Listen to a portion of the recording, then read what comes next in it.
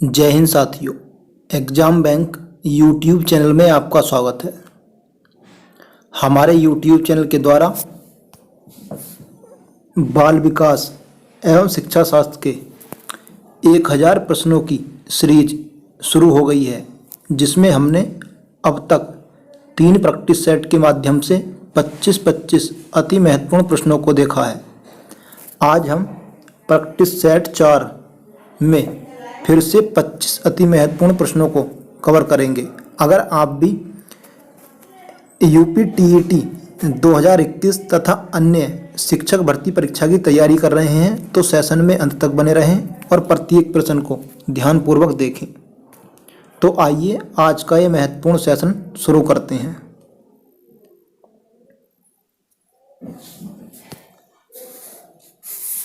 प्रश्न नंबर 76, निम्नलिखित में से क्या उसे खांचे या रेंज को सूचित करता है जिसके भीतर किसी योग्यता या गुण के किसी व्यक्ति के प्रवीणता स्तर का फैसला किया जाता है। ऑप्शन ए ग्रेड, बी अंक, सी ग्रेड एवं अंक दोनों, या डी इनमें से कोई नहीं। कुल मिलाकर यह पूछा है किसी व्यक्ति की प्रवीणता के स्तर का जो फैसला किया जाता है वह किससे किया जाता है। तो इस प्रश्न का सही जवाब रहेगा ऑप्शन नंबर ए, ग्रेड से।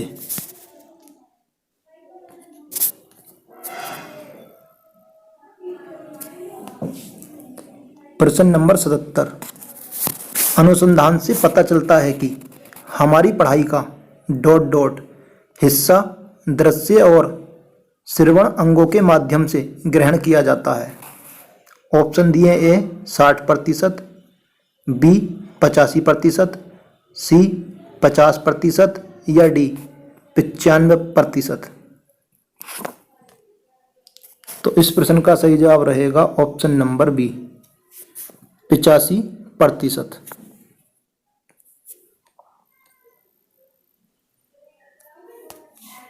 प्रश्न नंबर 78 बहुत ही महत्वपूर्ण प्रश्न है। वर्ग कक्षा के माहौल में एक सकारात्मक पढ़ाई वातावरण स्थापित और मजबूत करने के अधिकार को निश्चयात्मक अनुशासन ऑप्शन ए बढ़ावा नहीं देता, बी बढ़ावा देता है, सी से कुछ लेना देना नहीं होता, या डी की जरूरत होती है। तो इस प्रश्न का जो सही उत्तर होगा वो होगा बढ़ावा नहीं देता। ऑप्शन नंबर ए इस प्रश्न का सही जवाब हो जाएगा।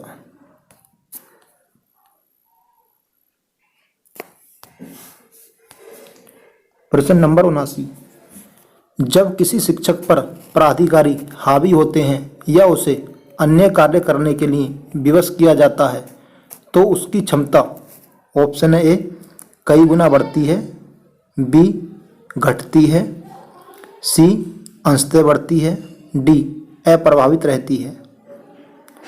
पूछा है अगर किसी कर्मचारी को कोई अधिकारी किसी कार्य को करने के लिए विवश करता है तो उसकी क्षमता में क्या प्रभाव होता है। तो इस प्रश्न का सही जवाब रहेगा ऑप्शन नंबर बी, घटती है।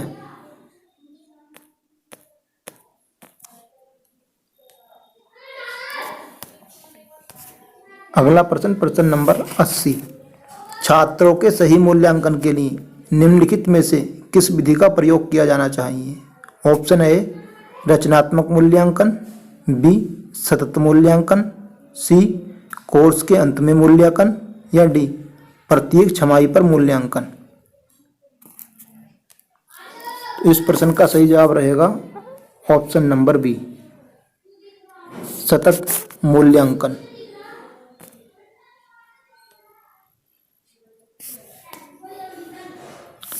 प्रश्न नंबर 81, एक शिक्षक को समाज में सम्मान मिलना चाहिए जब वह ऑप्शन ए एक आदर्श जीवन जीता हो, बी निष्ठापूर्वक अपनी ड्यूटी करता हो, सी प्रभावकारी तरीके से पढ़ाने में सक्षम हो, या डी ये सभी।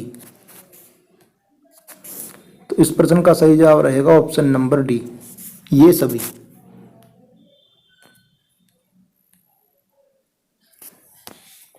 प्रश्न नंबर 82, निम्नलिखित में से किसे आप अधिगम की सबसे उचित परिभाषा मानेंगे? ऑप्शन रहेंगे: ए समस्याएं हल करना, बी विशिष्ट हुनर का विकास, सी आचरण संबंधी प्रवृत्ति का विकास, या डी इनमें से कोई नहीं। तो इस प्रश्न का सही जवाब होगा ऑप्शन नंबर डी, इनमें से कोई नहीं।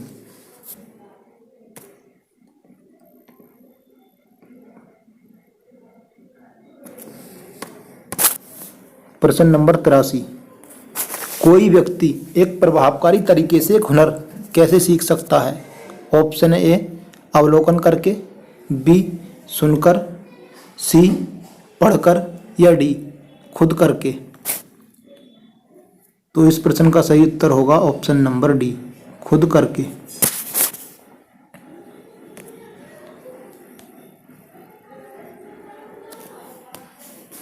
प्रश्न नंबर 84, वर्णमाला की पहचान ...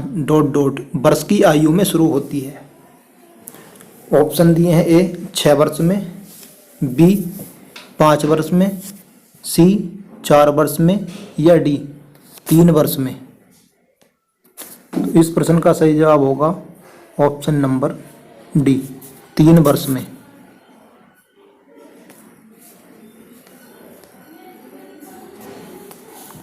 प्रश्न नंबर 85, विद्यार्थियों में सामाजिक विकास विकसित करने हेतु एक अध्यापक को चाहिए कि वह जाने। ऑप्शन है: ए विद्यार्थियों की व्यक्तिगत रुचियों को, बी विद्यार्थियों के शारीरिक विकास को, सी विद्यार्थियों के सभी पक्षों को, या डी विद्यार्थियों के कार्य निष्पादन को। इस प्रश्न का जो सही जवाब रहेगा वो होगा ऑप्शन नंबर सी, विद्यार्थियों के सभी पक्षों को।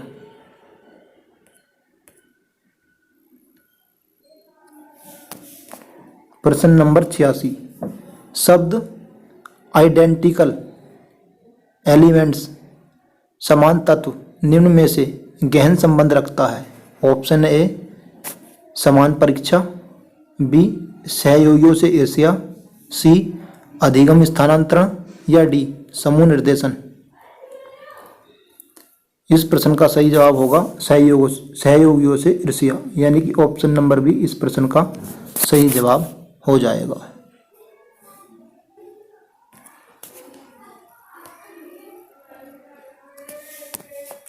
प्रश्न नंबर 87, स्फूर्ति अवस्था कहा जाता है। ऑप्शन ए शैशवावस्था को, बी किशोरावस्था को, सी प्रौढ़ावस्था को, या डी बाल्यावस्था को। इस प्रश्न का सही उत्तर होगा ऑप्शन नंबर डी, बाल्यावस्था को स्फूर्ति अवस्था कहा जाता है।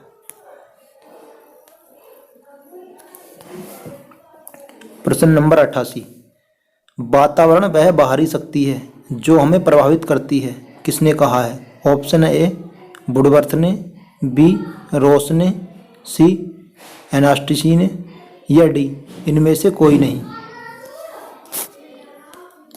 इस प्रश्न का जो सही जवाब होगा वो होगा ऑप्शन नंबर बी, रॉस ने।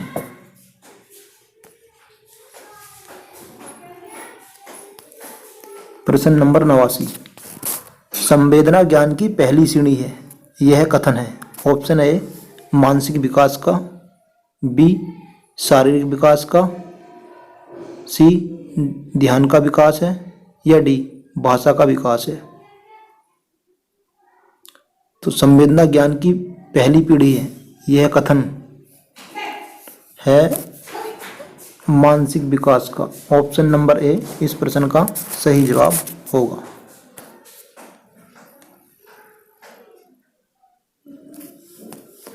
प्रश्न नंबर 90, मानव विकास के संबंध में कौन सा गलत कथन है? आपके ऑप्शन है: ए विकास पूर्वानुमेय होता है, बी विकास सामान्य से विशिष्ट की ओर होता है, सी विकास रेखीय होता है, या डी विकास निरंतर होने वाली प्रक्रिया है।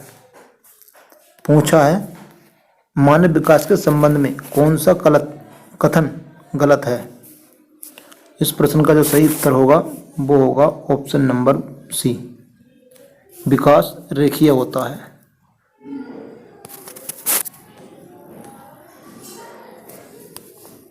प्रश्न नंबर 91, शारीरिक विकास का क्षेत्र है डॉट डॉट। ऑप्शन है ए स्नायु मंडल, बी मांसपेशियों में वृद्धि, सी एंडोक्राइन ग्लैंड्स, या डी उपरोक्त सभी। तो पूछा है शारीरिक विकास का क्षेत्र, तो इस प्रश्न का सही जवाब होगा ऑप्शन नंबर डी उपरोक्त सभी।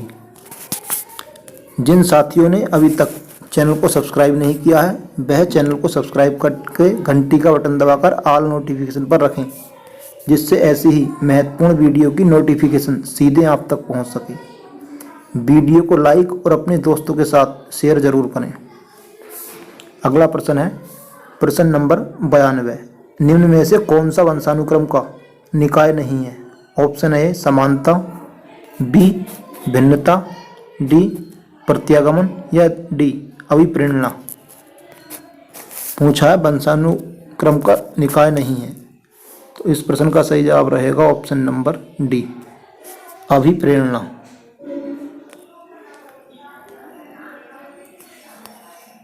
प्रश्न नंबर 93, 20वीं शताब्दी को बालक की शताब्दी कहा जाता है, यह कथन किसका है। ऑप्शन ए मुर्रे का, बी एडलर का, सी क्रो एंड क्रो का, या डी जेबी वाटसन का।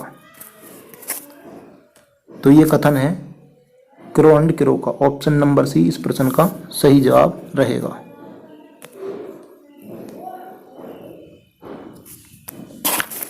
प्रश्न नंबर 94, इस अवस्था को मिथ्या पक्वता का समय भी कहा जाता है। ऑप्शन ए शैशवावस्था को, बी बाल्यावस्था को, सी किशोरावस्था को, या डी प्रौढ़ावस्था को। मिथ्या पक्वता का समय कहा जाता है बाल्यावस्था को। ऑप्शन नंबर बी इस प्रश्न का सही जवाब रहेगा।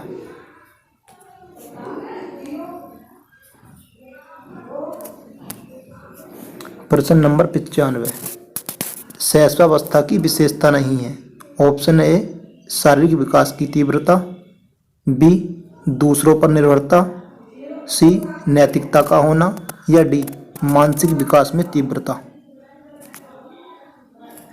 तो शैशवावस्था की विशेषता नहीं है, तो ये नहीं है नैतिकता का होना, यानी कि ऑप्शन नंबर सी इस प्रश्न का सही जवाब रहेगा।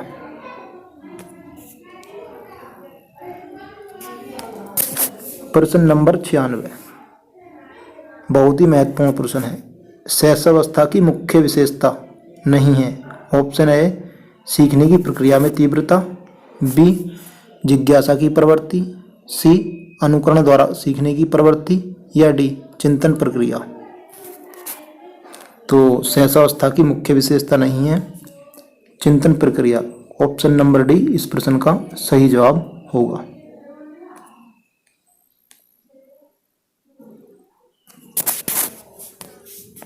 प्रश्न नंबर 97, किस मनोवैज्ञानिक के अनुसार विकास एक सतत और धीमी धीमी प्रक्रिया है।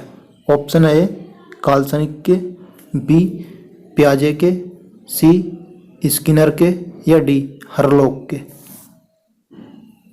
पूछा है मनोवैज्ञानिक के अनुसार विकास एवं सतत और धीमी धीमी प्रक्रिया है। इस प्रश्न का जो सही जवाब होगा वो होगा ऑप्शन नंबर डी हरलोक के अनुसार।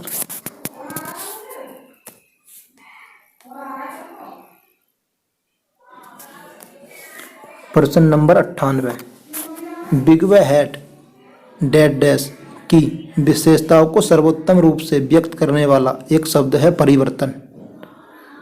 परिवर्तन शारीरिक, सामाजिक और मनोवैज्ञानिक होता है। ऑप्शन ए शैशवावस्था की, बी बाल्यावस्था की, सी किशोरावस्था की, या डी प्रौढ़ावस्था की। तो इस प्रश्न का सही जवाब होगा ऑप्शन नंबर सी किशोरावस्था की।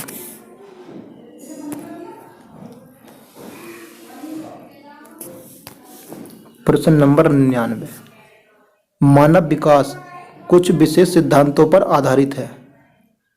निम्न में से कौन सा मानव विकास का सिद्धांत नहीं है। ऑप्शन ए निरंतरता, बी अनुक्रमिकता, सी सामान्य से विशिष्ट या डी प्रतिवर्ती। तो इस प्रश्न का सही जवाब रहेगा ऑप्शन नंबर डी प्रतिवर्ती।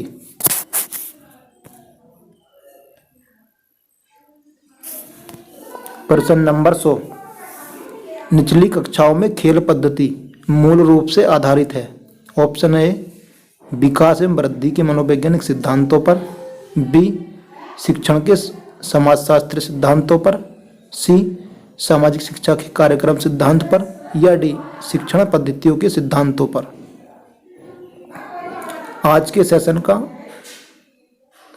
यह अंतिम प्रश्न है। तो इस प्रश्न का जो सही जवाब रहेगा वो होगा ऑप्शन नंबर ए विकास एवं वृद्धि के मनोवैज्ञानिक सिद्धांतों पर।